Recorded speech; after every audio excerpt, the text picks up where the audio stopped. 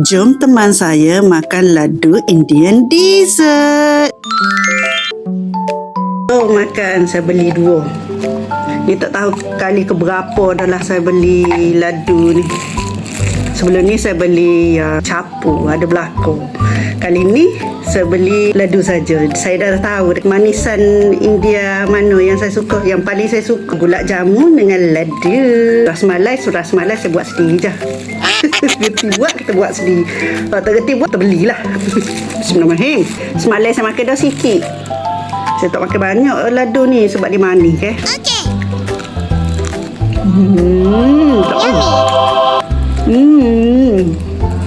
Memang sedap ladu. Dia manis tu, dia manis lah. Bagi saya tu dia manis. Boleh terima lagi. Dia stay lagi manis sebab manisan ke. Harga pun berpatut teh. Sebelum ni saya tergadah buat. Tak jadi. Bolehlah saya kalau craving manis-manis memang saya akan beli ke ni. Beli ladu ataupun gulab jamun. Memang sedap. Kena dengan cita rasa saya.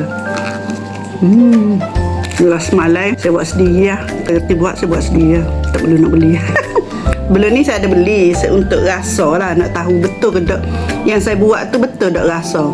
Okey, sama rasa. Jadi boleh buat sendiri lah. Sebab rasmalai mahal sikit. Rasanya berapa Hari tu saya beli 35. Oh my god. Saya buat tak sampai 35. Jadi buat sendiri je lah. Boleh makan banyak. Tapi atas orang lah. Kalau rasa mampu nak beli, beli. Kalau rasa nak makan banyak, buat sendiri. Saya ada post dah dekat profil saya, resepi rasmalai. Saya awak nak kan ambil lah. Saya tak kisah pun. Saya share dah. Sebab saya cari resepi pun dalam media sosial je. Saya tak kedekut.